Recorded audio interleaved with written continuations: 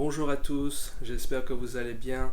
Aujourd'hui, j'aimerais à nouveau vous encourager dans la parole de Dieu avec un simple passage qui se trouve dans Jean 4 au verset 23.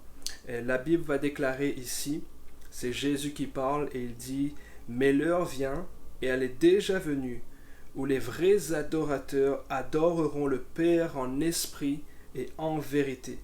Car ce sont là les adorateurs que le Père demande.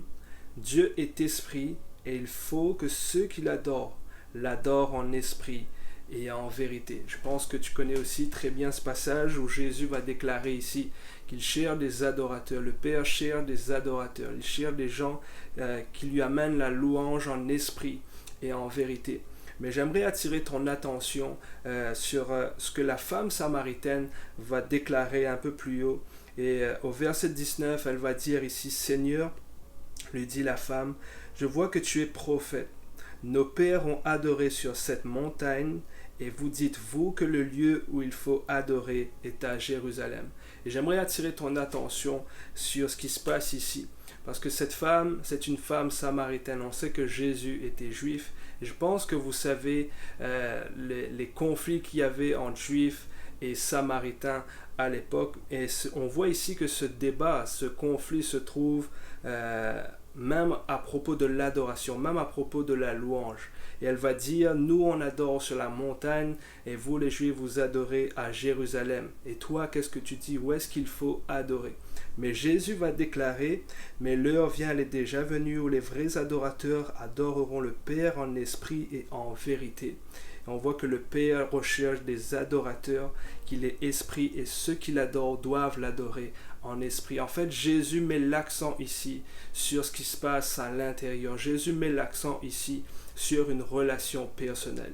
Il n'est pas en train de débattre sur le lieu, il n'est pas en train de débattre sur la forme, mais il déclare ici que le Père recherche une relation personnelle. Le Père recherche des adorateurs et non pas des gens qui adorent dans un lieu, non pas des gens qui adorent dans telle ou telle forme, dans telle ou telle façon, mais il recherche des adorateurs.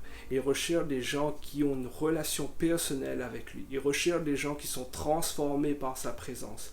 Il recherche des gens authentiques et qui l'adorent dans leur cœur.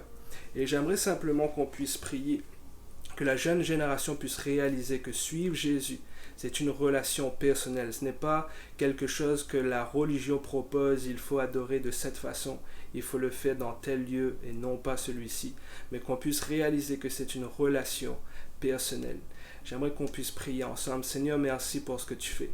Merci parce que, Seigneur, tu nous amènes réellement à vivre une relation personnelle avec toi.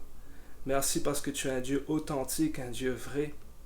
On peut te parler. Tu as fait de nous tes enfants.